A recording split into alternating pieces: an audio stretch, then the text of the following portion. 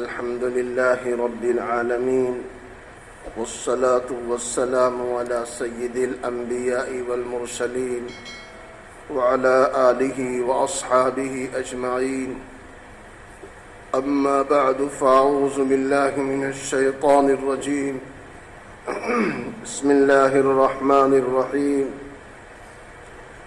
إن الله اشترى من المؤمنين أنفسهم وأموالهم بأن لهم الجنة يقاتلون في سبيل الله فيقتلون ويقتلون. قال النبي صلى الله عليه وسلم: اطلبوا الجنة جهدكم واهربوا من النار جهدكم فإن الجنة لا ينام طالبها وإن النار لا ينام هاربها، أو كما قال صلى الله عليه وسلم. قابل احترام دوستو بزرگو، ابھی ایک ہفتہ قبل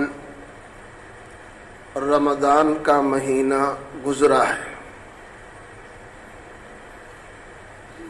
رمضان کے مہینے کے گزرتے ہی لوگوں کے معمولات بدل گئے. بڑی پابندی سے وہ اللہ کے خوش نصیب بندے نماز پڑھتے تھے، قرآن کی تلاوت کرتے تھے، تہجد کی پابندی کرتے تھے، توبہ استغفار کرتے تھے. بہت سے معمولات مسلمانوں نے بنا لیا تھا. مسجدیں سب آباد تھیں. اتنا قرآن پڑھا جاتا ہے جتنا قرآن سال میں نہیں پڑھا جاتا اتنا قرآن لوگوں نے پڑھا. لیکن رمضان گزرتے ہی معمولات میں بدل گئے، فرق آ گیا. نمازوں کی وہ پابندی نہیں رہ گئی، قرآن کریم کی تلاوت کا وہ مشغلہ نہیں رہا، توبہ استغفار اور دعاؤں کا اہتمام نہیں رہا، تہجد کی پابندی ختم ہو گئی. ایسا نہیں ہونا چاہیے. یہ رمضان کا مہینہ ایک مشق کے لیے ہے، عادت ڈالنے کے لیے ہے کہ جس طرح ہمارا ایک مہینہ گزرا اسی طرح سالوں سال ہمارا گزرنا چاہیے. اس کے اندر اپنے نفس کو دبانا ہے، کچلنا ہے. روزہ رکھ کر کے ہم نے نفس کو کچلا ہے، عبادت کر کے ہم نے خواہشات کو دبایا ہے، اور ایک مہینہ ہم اس کو دباتے رہے، کچلتے رہے. اسی طرح ہمیں سال بھر کرنا ہے.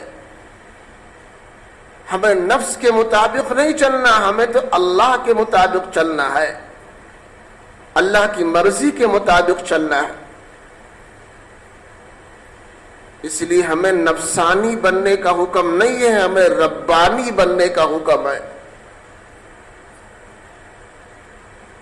چنانچہ وہی عمل اللہ کو مقبول ہے جو اللہ کی خوشی کے لیے کیا جائے. اگر کوئی آدمی اللہ کی رضا کے لیے عمل نہیں کرتا، اللہ کے نزدیک اس کی کوئی حیثیت نہیں. حدیث پاک میں آپ دیکھیں، جہاں بڑی بڑی نعمتوں کا تذکرہ ہے،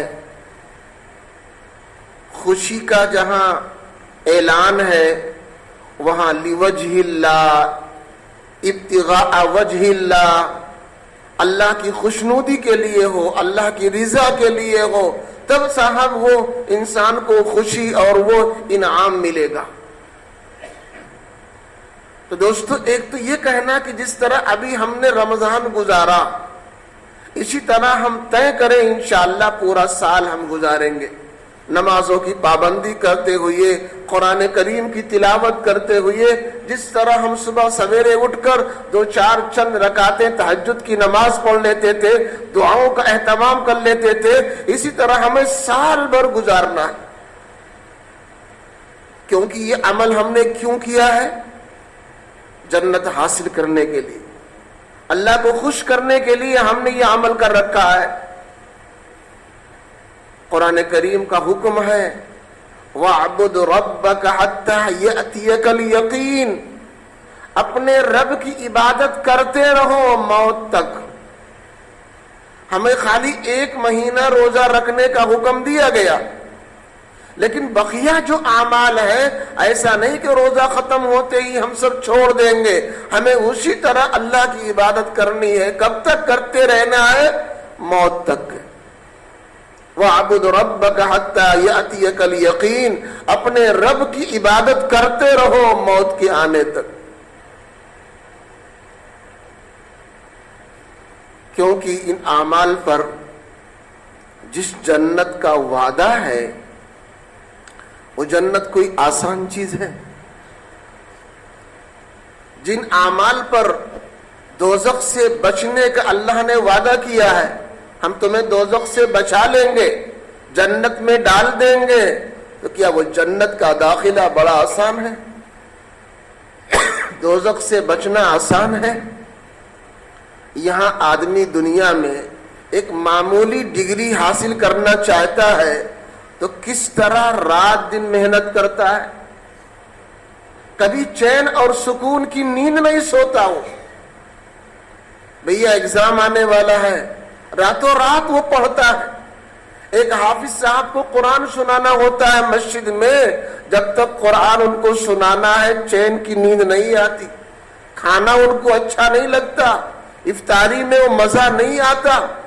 لوگوں کا ذہن تو صاحب افطاری کی طرف ہے اور حافظ صاحب کا ذہن قرآن سنانے کی طرف ہے۔ تو دنیا کی کوئی چھوٹی چھوٹی چیزیں بغیر محنت کے، بغیر مشقت کے، بغیر مجاہدہ کے، بغیر محنت کے حاصل نہیں ہو سکتی ہے۔ اتنی بڑی جنت جس کا 1 اینٹ سونے کا ہو، چاندی کا ہو، گارا زعفران کا استعمال ہو، سب سے اخیر میں جانے والا جنتی اس دنیا سے 10 گنی بڑی جنت پائے گا، جہاں پہ طرح طرح کی نہریں ہیں، پانی کی نہر ہے، شہد کی نہر ہے، دودھ کی نہر ہے، حور ہے، غلمان ہے، نہ جانے کیا کیا اس کے اندر انعامات اللہ نے رکھا ہے، اور وہ بھی ہمیشہ ہمیش کے لیے، کبھی ختم ہونے والے نہیں، کبھی آپ سے چھینا نہیں جائے گا۔ اتنی بڑی جنت اور اللہ تبارک تعالیٰ کے اوپر سے رضا ورضوان من اللہ اکبر، یہ اتنی بڑی بڑی نعمتیں ملنے والی ہوں اور وہ صاحب بس چند منٹ میں۔ اسی لیے اللہ کے نبی علیہ السلام نے فرمایا یا قومی اطلبوا الجنت جہدکم، اے لوگو جنت کو حاصل کر لو پوری طاقت لگا کر، پوری توانائی جنت کے حصول میں صرف کر دو۔ جو اللہ نے طاقت دیا، قوت دیا، زندگی دی ہے، یہ سب کس لیے ہے؟ دنیا کمانے کے لیے نہیں، بلڈنگیں بنانے کے لیے نہیں، یہ سب تو ایک وقتی ضرورت ہے، ایک وقتی ضرورت ہے۔ ہمارا اصل، ہماری زندگی آخرت کی زندگی ہے۔ اگر ہم نے اس دنیا کو دل کے اندر بسا لیا تو ہمارا بہت نقصان ہو جائے گا۔ اللہ کے نبی علیہ السلام نے فرمایا من اشرب قلبہ حب الدنیا، جس آدمی کے دل میں دنیا کی محبت جم گئی، التاط منہ بشلس، 3 برائیاں اس کے ساتھ لگ جائیں گی۔ شقاء لا ينفد عنہ، ایسی بدبختی، ایسی ذلت جو کبھی ختم ہونے والی نہیں۔ جس آدمی کے دل میں دنیا کی محبت رچ گئی، بس گئی، اس کو ایسی ذلت کے سامنا کرنا پڑے گا جو کبھی ختم ہونے والا نہیں ہے۔ وحرص لا يبلغ غناہ، ایسی لالچ کے اندر انسان مبتلا ہو جائے گا جو صاحب کبھی پورا ہونے والا نہیں ہے۔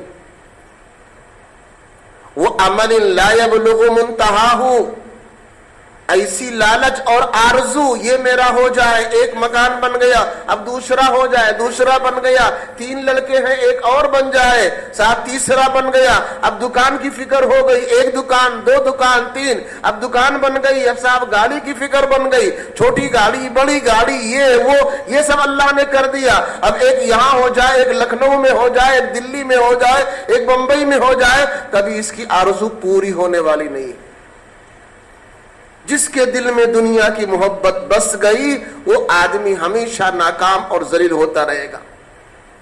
یہ دنیا تو وقت گزاری کے لیے ہے، اسی لیے انسان کا کوئی عمل فائدے سے خالی نہیں ہے اگر وہ اللہ کے لیے کرے تو۔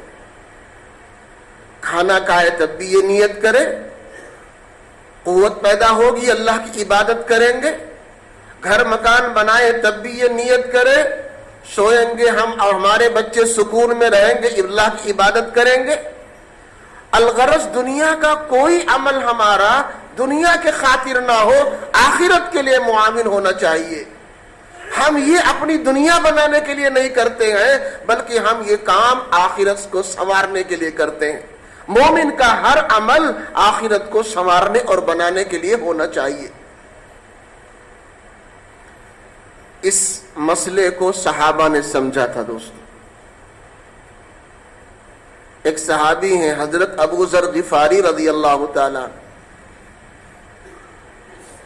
وہ تو بڑی سختی کے ساتھ اگر صبح کا کھانا ہے تو شام کا وہ رکھتے نہیں، ذخیرہ نہیں کرتے تھے۔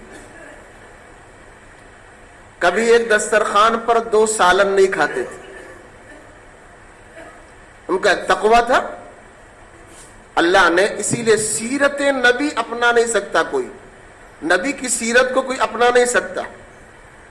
سارے صحابہ نہیں اپنا پائے، سارے صحابہ بھی نہیں اپنا پائے، خاص صحابہ نے نبی کی سیرت کو اپنایا۔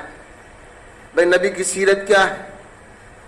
روزہ پر روزہ رکھ رہے ہیں، روزہ پر روزہ رکھ رہے ہیں، کہیں ذرا سا افطاری پانی ایک گھونٹ پی لیا، سحری نہیں کھا رہے ہیں، آپ نے منع کیا کہ دیکھو تم اس میں میرا نقل نہ کرنا، اس عمل میں میرا نقل مت کرنا، اللہ مجھے کھلاتا اور پلاتا ہے، لہذا اس عمل میں میرا نقل نہ کرنا۔ حضور کے گھر میں مہینہ چولہا نہیں جلتا، دھواں نہیں نکلتا ہے، کہیں سے کچھ مل گیا تو کھا لیا، نہیں ہے کوئی بات نہیں۔ اب کوئی چاہے صاحب ہم بھی نبی کی سیرت اختیار کریں گے، مہینہ بھر کھانا نہیں کھائیں گے، مر جائے گا آدمی۔ نبی نے صاحب جو کی روٹی کھائی، موٹا آٹا کھایا، ایسا کیا ویسا کیا، ایک کپڑا جسم پر تھا دوسرا نہیں ہوتا تھا، تو یہ نبی کی سیرت ہے، اس کو انسان اپنا نہیں سکتا۔ ہاں دین کو ہمیں چلنا ہے، جو نبی نے بتایا ہے اس کو لے کر ہمیں چلنا ہے۔ اگر اللہ نے ہمیں نعمت دی ہے تو ان نعمتوں کا اظہار بھی اللہ کا شکر ہے۔ اللہ نے دیا شاندار کھاؤ، اللہ نے دیا شاندار پہنو، اللہ نے دیا لیکن زکوٰۃ ادا کرو، اللہ نے آپ کو مالدار بنایا، حج کرو بلا تاخیر کے، یہ شکر ہے اللہ کی طرف سے، ان نعمتوں کی شکر ہمیں کرنا ہے۔ لیکن ابو ذر غفاری رضی اللہ تعالیٰ عنہ تھے، بڑی سختی کے ساتھ منع کرتے تھے، لوگوں کو ڈنڈے سے پٹائی کرتے تھے، اس سے گھر میں ذخیرہ دیکھتے، دسترخوان پر 2 3 قسم کا سالن دیکھتے، پٹائی کرتے تھے۔ لوگوں نے حضرت عثمان غنی رضی اللہ تعالیٰ عنہ سے شکایت کی، پورے گاؤں والوں کی خوب پٹائی کرتے ہیں ابو ذر غفاری کہ نبی نے کبھی 2 سالن نہیں کھایا، نبی کے گھر میں یہ نہیں تھا یہ نہیں تھا، انہوں نے پریشان کر رکھا ہے۔ لیکن اس زمانے میں اللہ نے خوب دے رکھی تھی، نعمتوں میں خوب اضافہ کر رکھا تھا۔ امیر معاویہ رضی اللہ تعالیٰ عنہ کا دسترخوان بڑا وسیع لمبا تھا، دسترخوان تھا۔ عثمان غنی رضی اللہ تعالیٰ عنہ نے انہیں کہا تم جنگل کی طرف چلے جاؤ، لوگوں کو مت دیکھو، لوگوں کو مت دیکھو۔ وہ کہتے صاحب دنیا بس خالی ایک ضرورت کی چیز ہے، ہم کہیں جا رہے ہیں، گوڈا میں ہم جا رہے ہیں، اب گاڑی میں تیل نہیں ہے تو ضرورت ہے ہم تیل ڈلوا لیں گے بس، لیکن ہم تیل کو گاڑی کو مقصد نہیں بنائیں گے، مقصد میرا وہاں جانا ہے۔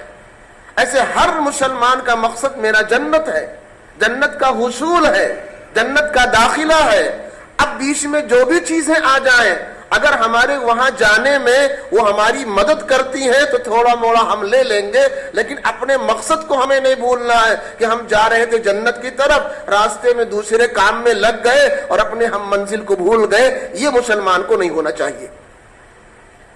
اسی کو نبی علیہ السلام نے فرمایا اطلبوا الجنت جودکم, جنت کو پوری توانائی سے پوری طاقت سے تم حاصل کر لو, اور دوزخ سے بچاؤ. دوزخ سے بچاؤ کیسے ہوگا بھائی؟ ہم جو عمل کر رہے ہیں یہ عمل ہمارا قابل قبول ہے, یہ قابل قبول نہیں ہے, اس کو ہم اور آپ تو نہیں جانتے. ایک بڑے اللہ والے تھے, ان کے دل میں خیال پیدا ہوا کہ مجھے کچھ لوگ جا رہے ہیں, مجاہدے میں ہم بھی جائیں. نفس نے کہا ٹھیک ہے چلے جاؤ. انسان کا نفس ہمیشہ انسان کو برائی کی طرف آمادہ کرتا ہے, اس لیے انسان کو اپنے روح کو طاقتور بنانا چاہیے, اپنے دل کو طاقتور بنانا چاہیے. نفس کی مخالفت ہو, دل اور روح کو بہترین انداز سے تربیت دے اور جیسا دل کہے اس طرح فیصلہ کرے. اسی لیے ہمارے نبی علیہ السلام نے کہا سنو, الا ان فی الجسد مضغہ, انسان کے جسم میں ایک گوشت کا ٹکڑا ہے, اذا صلحت صلح الجسد کلہ, اگر وہ ٹکڑا ٹھیک ہو جائے تو انسان کا پورا جسم ٹھیک ہے, اور اگر خدا نہ خواستہ وہ ٹکڑا بگڑ گیا تو صاحب انسان کا پورا جسم خراب ہو جائے گا, اور ٹکڑا کو دل کہا جاتا ہے. اگر انسان کا دل کسی کام پر آ گیا ہر کام آسان ہے. اگر اس کے دل میں اللہ کی محبت بیٹھ گئی, نبی کی اطاعت کا جذبہ پیدا ہو گیا, اب کوئی طاقت اس کو روک نہیں سکتی ہے. تو اپنے دل کے حال کو درست کرنا چاہیے اور روح کو اپنے طاقتور بنائے, عبادات کے ذریعے, ذکر کے ذریعے, تلاوت کے ذریعے, دعاؤں کے ذریعے اپنے روح کو انسان طاقتور بنائے. دل اور روح جب انسان کا اچھا اور مضبوط ہوگا, کام اس کے ہاتھ پیر سے اچھا نکلے گا. نفس ہمیشہ انسان کو برائی کی طرف دعوت دیتا ہے. ان النفس لامارۃ بالسوء, انسان کا نفس برائی کی طرف لے کر جاتا ہے. تو ان کا جذبہ ہوا, خیال پیدا ہوا ہم کو جانا چاہیے. ساتھ میں ہو لیا, مگر سوچنے لگے یا اللہ ہمارا نفس کیوں کہہ رہا ہے مجاہدے میں جاؤ, جہاد میں جاؤ, اس میں کیا ہے؟ نفس تو کبھی نہیں کہتا. کون سا آدمی چاہے گا ہم جائیں اور شہید ہو جائیں؟ انہوں نے غور کیا, غور کرتے کرتے کرتے کرتے اس بات پر پہنچے کہ 20 سال سے ہمیشہ وہ روزہ رکھتے تھے, اپنے نفس کو بھوکا رکھا, پیاسا رکھا. تو نفس نے چاہا کہ صاحب اس مشقت سے یہ آدمی ہم کو چھٹکارا دے دے اور جا کر کے ایک دفعہ شہید ہو جائے. تو وہ اس لیے نفس نہیں چاہ رہا ہے کہ جا کر کے اللہ کے راستے میں شہید ہو اور اس کا اونچا درجہ حاصل ہو, بلکہ نفس چاہ رہا ہے کہ 20 سال سے جو روزہ رکھتا ہے اور مجھے بھوکا پیاسا مار رہا ہے, اس مصیبت سے ہم چھٹکارا پا جائیں. اب جب انہوں نے غور کیا اس بات پر اور یہاں تک پہنچے, اللہ سے معافی مانگنے لگے اور پھر اپنے دل کو آمادہ کیا. جب ان کا دل کا حال درست ہوا کہ اب مجاہدے میں جانا میرا صرف اللہ کو خوش کرنے کے لیے ہے, تب جا کر کے انہوں نے اس میں شرکت کی. اسی لیے فرمایا کہ اللہ کے نبی علیہ الصلوۃ والسلام نے کہ دیکھیے جنت کو پوری توانائی سے حاصل کرو اور دوزخ سے بچاؤ بھی پوری توانائی سے کرو. اپنے اعمال کی, اپنے ایمان کی, اپنے ایک ایک پل کی ہمیں ہمیشہ نگرانی کرتے رہنا ہے. ہمارے ایمان میں فرق نہ آنے پائے, ہمارے اعمال میں کوتاہی نہ ہونے پائے, ہماری نیتوں میں کھوٹ پیدا نہ ہونے پائے, ورنہ اگر نیت میں بھی کھوٹ ہے تو وہ عمل ہمارا بیکار ہو جائے گا. علی رضی اللہ تعالیٰ عنہ کا واقعہ ہے. غزوہ بدر میں ابو جہل سامنے آ گیا ابو جہل کو دو بچوں نے معاذ اور معوذ نے تو بعد میں ختم کیا. پہلے یہ علی رضی اللہ تعالی عنہ کے سامنے آ گیا ابو جہل. ابو جہل پر حضرت علی نے پورا قبضہ کر لیا کہ اب اس کو ختم کر دیں, مار دیں. اس نے غصے میں آ کر کے حضرت علی کے منہ پر تھوک دیا. اب علی رضی اللہ تعالی عنہ کو غصہ آ گیا, اور یہ غصہ اپنے لیے تھا کہ میرے منہ پر تھوکا ہے تو اب ہم اس کا بدلہ لیں گے. جیسے یہ غصہ آیا حضرت علی نے اس کو چھوڑ دیا, جا ہم نہیں ماریں گے. جب وہ چھوٹ گیا تو کہتا ہے علی, ہم تمہارے دشمن, تمہارے نبی کے دشمن, تمہارے دین کے دشمن, ہم تمہارے بھی دشمن ہیں, تمہارے دین کے دشمن ہیں, تمہارے نبی کے دشمن ہیں, اور ہمیشہ ہم نے تم سب کے خلاف سازشیں کی ہے, پروپیگنڈا تیار کیا, تمہارے دین کو, تمہارے نبی کو نقصان پہنچانے کے لیے کوئی عمل ہم نے چھوڑا نہیں. آج جب تم میرے اوپر قابو پا گئے اور تم مجھے قتل کر سکتے تھے تو آخر تم نے ہمیں کیوں چھوڑ دیا؟ کیوں آپ نے ہمیں چھوڑ دیا, مارا نہیں؟ تو علی رضی اللہ تعالی عنہ فرماتے ہیں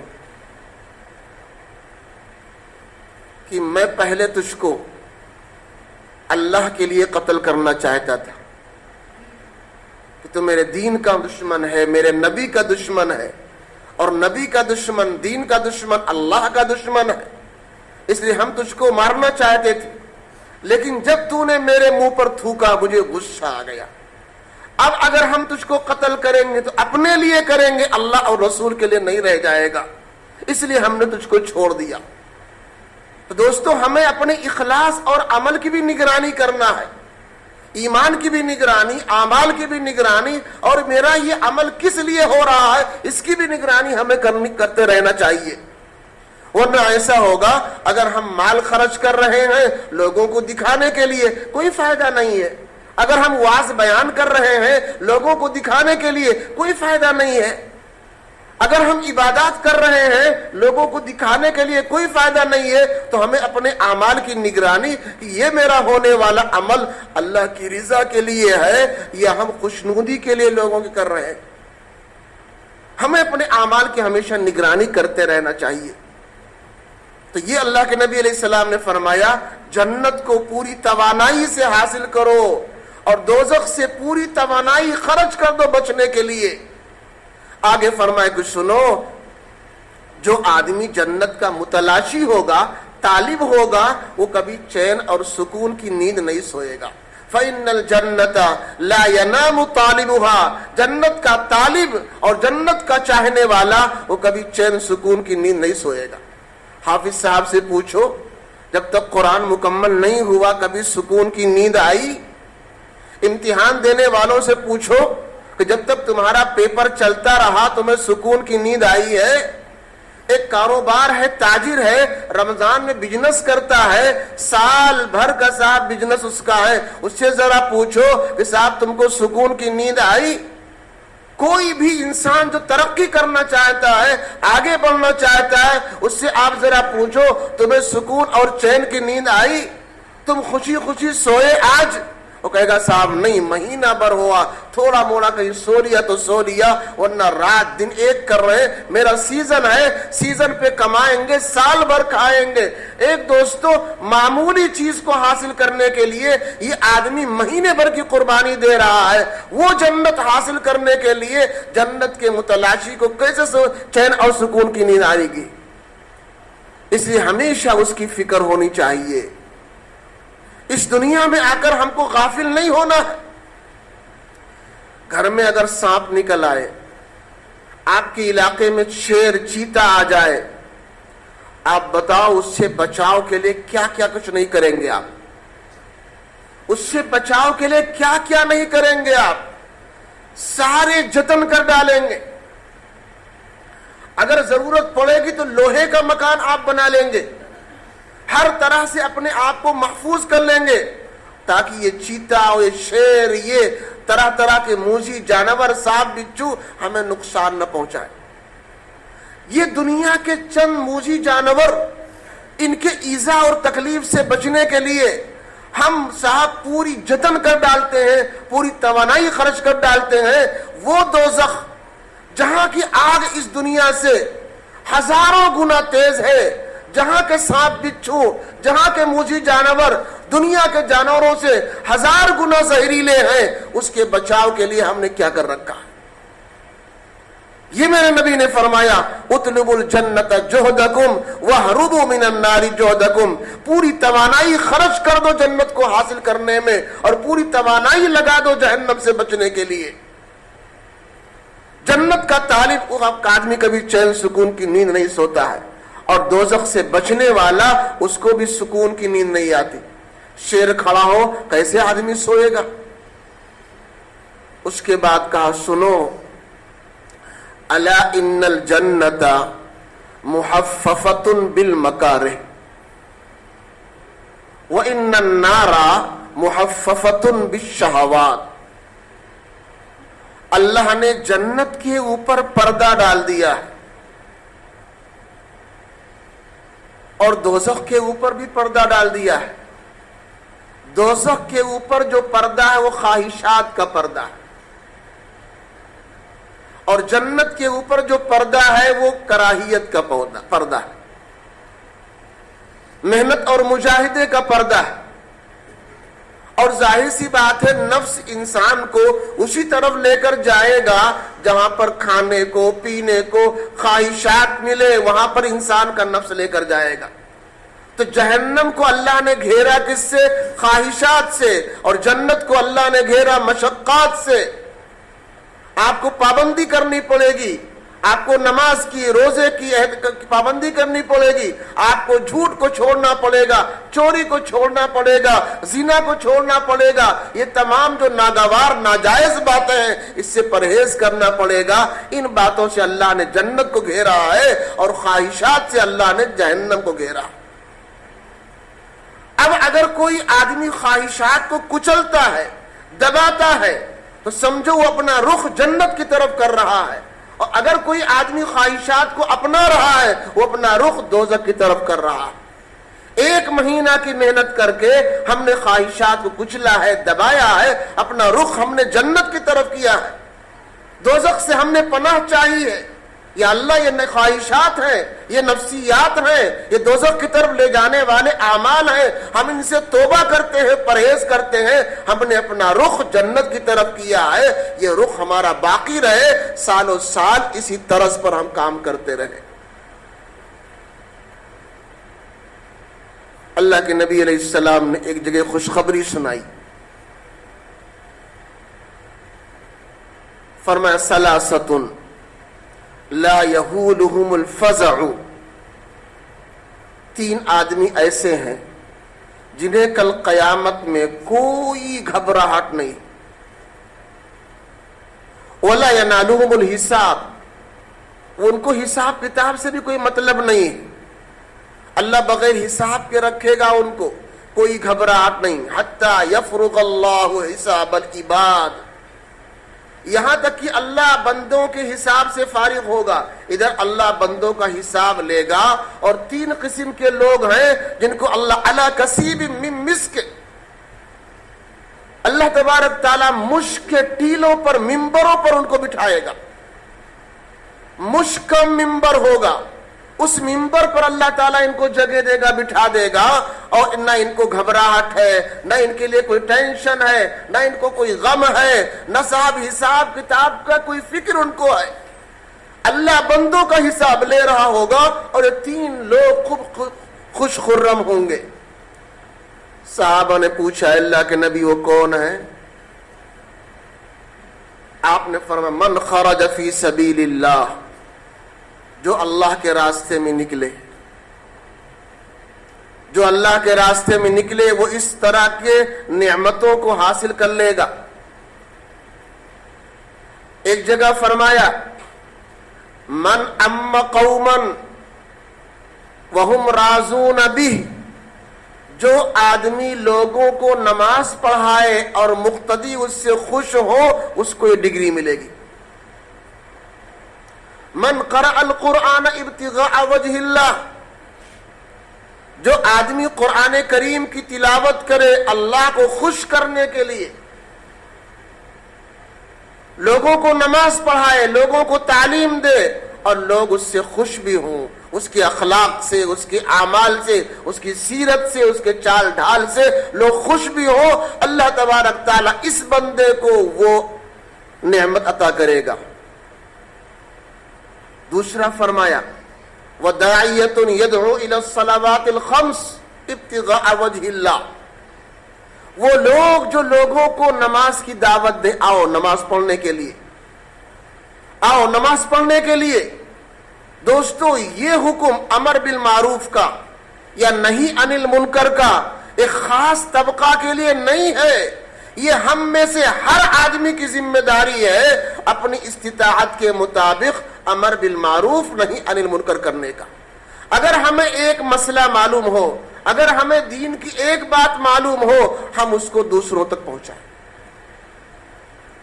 اور اس پہنچانے کا سب سے بڑا فائدہ یہ ہوگا کہ جب انسان کسی کو کسی چیز کی دعوت دیتا ہے، اگر وہ چیز اچھی ہے دعوت دے گا تو سب سے پہلے کوشش کرے گا ہم بھی اس سے کیا کریں، عمل کریں، ہماری زندگی میں یہ چیز آ جائے، تو اس دعوت دینے کی برکت سے وہ عمل اس کی زندگی میں پیدا ہو جائے گا۔ اگر ہم کسی کو نہیں عن المنکر کریں گے، برائی سے روکیں گے، تو ضرور ہمارے دل میں یہ خواہش پیدا ہوگی اللہ تعالیٰ مجھے اس برائی سے بچا لے، ورنہ لوگ کیا کہیں گے، خود شراب پیتے ہیں اور ہمیں شراب چھوڑنے کی دعوت دے رہے ہیں، خود نماز نہیں پڑھتے اور ہمیں صاحب نماز کی دعوت دے رہے ہیں، خود برائی میں مبتلا ہیں، سود کھاتے ہیں اور ہمیں سود چھوڑنے کی دعوت دے رہے ہیں۔ تو اس دعوت کے نتیجے میں انسان کیا ہوگا، اس برائی سے بچ جائے گا، اچھائی کو اپنانے کی کوشش کرے گا۔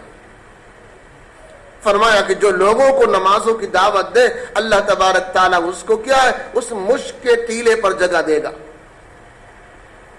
تیسرا فرمایا وعبد احسن بین ربہ وبین موالیہ، وہ نوکر، وہ غلام جو اپنے آقا اور اپنے رب دونوں کے ساتھ اچھا معاملہ کرے۔ آج دوستو لوگ کہتے ہیں ہم تو مزدوری کرنے والے، ہم محنت مشقت والا کام کرنے والے، ہم کیسے روزہ رکھ پائیں گے، ہم کیسے روزہ رکھ پائیں گے؟ روزہ وہ رکھے جو اے سی میں سوئے، روزہ وہ رکھے جو جس کی ذمہ کام نہ ہو۔ دوستو ایسا نہیں، یہ حکم اللہ تعالیٰ نے ہر مسلمان عاقل بالغ صحت مند کو دیا ہے۔ یہ روزہ سب کے لیے ہے، مرد عورت کے لیے ہے، بالغ ہو چاہے صاحب کیا ہو، امیر ہو غریب ہو، اس کا کوئی فرق نہیں ہے، یہ سب کے لیے ہے۔ آپ اپنے کام کو ہلکا کر لیں، آگے پیچھے کر لیں، یہ روزہ سب کے لیے ہے۔ آج ہم اپنے گھر کی تو فکر کر رہے ہیں لیکن اپنے اللہ کے ساتھ ہمارا معاملہ اچھا نہیں۔ فرمایا مشک کے ٹیلے پر اللہ اس کو بھی جگہ دے گا جو اپنے اللہ کے ساتھ بھی اچھا معاملہ کرے، اور اگر کسی کی یہاں ملازمت کرتا ہے، کسی کی یہاں نوکری کرتا ہے، تو وہاں بھی ایمانداری کا معاملہ کرے، کام چوری نہ کرے۔ 8 گھنٹہ میری ڈیوٹی ہے، ہمیں 8 گھنٹہ کام کرنا ہے۔ 4 گھنٹہ میری ڈیوٹی ہے، 4 گھنٹہ ہمیں کام کرنا ہے۔ مالک کی نظر پڑے تب بھی، نہ پڑے تب بھی، ہمیں حرام خوری نہیں، ہمیں صاحب وہاں امانت دیانت سے کرنا ہے، ہمیں چوری نہیں کرنا، ہمیں خیانت نہیں کرنا، بندے کے ساتھ بھی اچھا معاملہ اور خدا کے ساتھ بھی اچھا معاملہ، کہ نماز روزے کی پابندی کرتے ہوئے یہ کام کرتا ہے، اور جس کی یہاں ملازم ہے یا نوکر ہے اس کی یہاں بھی اچھا خیال لگتا ہے، ایسے بندے کو بھی اللہ تبارک تعالیٰ اس مشک کے ٹیلے پر جگہ دے گا۔ دوستو جنت کے حصول کی بات چل رہی تھی، اللہ تبارک تعالیٰ ہمیں ان کاموں کی توفیق عطا فرمائے۔ ایک جگہ اور اللہ کے نبی علیہ السلام نے فرمایا کہ 3 آدمی کا عمل اللہ کو بہت پسند ہے، اگر ان میں سے کوئی عمل ہماری زندگی میں پیدا ہو جائے تو ہم اللہ کی ضمانت میں چلے جائیں گے، اللہ کی ذمہ داری میں ہم چلے جائیں گے۔ ایک آدمی جیل میں بند ہوتا ہے تو اس کے لیے نیم قانون ہے، آپ پہلے ضامن لاؤ، کوئی آدمی جا کر ذمہ داری لے کہ میں ان کا ضامن ہوں، تو ضمانت اگر منظور ہے تو کچھ دن کے بعد وہ جیل سے رہا ہو جائے گا۔ اگر اس کو گورنمنٹ اس کی ضمانت کو منظور کر لے تو ضمانت منظور ہو جانے کے بعد کچھ دن کے بعد جو کارروائی قانونی ہے وہ مکمل ہونے کے بعد یہ رہا ہو جائے گا۔ اب اگر آئندہ کوئی غلطی کرے گا اور یہ ہاتھ میں نہیں آیا تو وہ پکڑا جائے گا جس نے ضمانت لے رکھی ہے۔ جس نے ضمانت لے رکھی ہے اس کو جیل میں آنا پڑے گا، اس کو صاحب جواب دہ ہونا پڑے گا۔ تو یہ دنیا میں ہے۔ 3 آدمی ایسے ہیں جس کا ضامن اللہ بنتا ہے، اور جس کا ضامن اللہ بنے وہ کبھی ساتھ نہیں چھوڑ سکتا، کبھی دھوکہ نہیں ہو سکتا، اور کبھی بیچ میں ہم کو نہیں چھوڑ سکتا، ہمیشہ کامیاب ہوتا رہے گا انسان۔ وہ کون خوش نصیب ہے؟ اللہ کے نبی علیہ الصلوۃ والسلام نے فرمایا ایک تو وہ آدمی ہے جو اللہ کے راستے میں نکلے، من خرج فی سبیل اللہ فهو ضامن علی اللہ، وہ اللہ کی ضمانت میں چلا جاتا ہے۔ دوسرا وہ آدمی ورجل دخل فی المسجد فهو ضامن علی اللہ، جو آدمی مسجد کے اندر آ جائے، اللہ کے گھر کے اندر آ جائے، وہ اللہ کی سیفٹی اور نگرانی میں ہے۔ اب ہمارا ذمہ دار اللہ ہے، ہم اللہ کی نگرانی میں ہیں، ہمارا کوئی کچھ نہیں بگاڑ سکتا۔ آج دوستو جن جگہوں پر اللہ کی ضمانت حاصل ہے، اللہ کی گارنٹی حاصل ہے، وہاں انسان آنا نہیں چاہتا، اور جہاں اللہ کی ضمانت نہیں ہے، بازاروں میں اور نہ جانے کہاں برائی کے اڈوں پر، وہاں انسانوں کی بھیڑ دکھتی ہے، انسانوں کا مجمع دکھتا ہے۔ فرمایا وہ حضرات جو مسجد میں آتے ہیں، داخل ہوتے ہیں، اللہ تبارک تعالیٰ کی حفاظت کے اندر رہتے ہیں۔ نمبر 3 فرمایا وَرَجُلٌ دَخَلَ بَيْتَهُ بِسَلَامٍ فَهُوَ ضَامِنٌ عَلَى اللَّهِ، وہ آدمی جو سلام کر کے اپنے گھر میں داخل ہو، جب تک گھر کے اندر رہے گا اللہ کی ضمانت میں رہے گا۔ اگر دوستو ہم چاہ لیں تو 24 گھنٹہ ہم اللہ کی ضمانت میں رہیں، مسجد میں آئیں تب بھی اللہ کی ضمانت میں، اللہ کے راستے میں ہم نکلنے کا ارادہ کر لیں، چل رہے ہیں دکان کی طرف، ہم انشاءاللہ وہاں دین کا بھی کام کریں گے۔ کوئی اگر مل گیا ہمیں تو اس کو ہم دین کی بات بتائیں گے، مسجد کی دعوت دے دیں گے، بھلائی کا حکم کر دیں گے۔ کوئی برائی اگر دیکھا صاحب اس کو ہم کیا کریں گے؟ منع بھی کر دیں گے۔ اور جب وہاں سے فارغ ہو کر کے انسان گھر میں آیا اور سلام کر لیا گھر والوں کو، جب تک گھر میں رہے گا، پوری رات گھر میں ہے، دوپہر میں گھنٹہ 2 گھنٹہ گھر میں ہے، جب تک گھر کے اندر رہے گا اس سلام کے نتیجے میں اللہ کی ضمانت میں رہے گا۔ یہ چھوٹے چھوٹے اعمال ہیں دوستو، اگر ہم اپنے ایمان، اعمال اور اپنے خلوص ہم اس کی نگرانی کرتے رہے تو انشاءاللہ ہمارا رخ جنت کی طرف ہوگا اور ہمارے لیے جنت والا عمل آسان ہو جائے گا۔ لیکن ایک بات کا دھیان رکھیں، امر بالمعروف اور نہی عن المنکر کے بہت سے ضابطے اور طریقے، حکمت سے کام کرنا ہے، حکمت سے کام کرنا ہے۔ ایک موقع پر حضرت مولانا قاسم صاحب نانوتوی رحمت اللہ علیہ، ان سے ایک صاحب نے بیعت کر لی۔ اب وہ بیعت میں آ گئے، اب چوڑی دار پیجامہ ہے، ٹخنے سے نیچے ہے، اور بہت ہی فیشن کے ساتھ وہ رہ رہے تھے پہلے، اسی فیشن کے ساتھ حضرت کی خدمت میں ہیں، اور حضرت سے بیعت بھی ہو گئے۔ حضرت نے کچھ ٹوکا نہیں، کیا کرنا ہے کیا نہیں کرنا۔ دن گزرتا رہا، وہ خدمت میں لگے رہے، عمل کرتے رہے۔ بہت سے لوگوں نے حضرت سے کہا کہ آپ کا خادم ہے اور آپ سے بیعت ہو چکا ہے، آپ صاحب اس کی رہنمائی کیجئے۔ حضرت نے کہا موقع آنے پر، موقع آنے پر۔ کچھ دنوں تک وہ خدمت کرتا رہا، دھیرے دھیرے آپس میں ایک دوسرے کی محبت ہو گئی، ان کے دل میں اپنے شیخ کی محبت آ گئی۔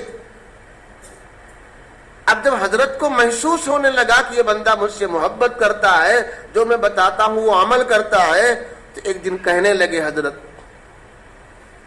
کہ بھائی ہم دونوں دوست ہیں، ہم تم سے محبت کرتے ہیں اور تم مجھ سے محبت کرتے ہو، ہم دونوں دوست ہیں تو دوست کو ایک جیسا ہونا چاہیے،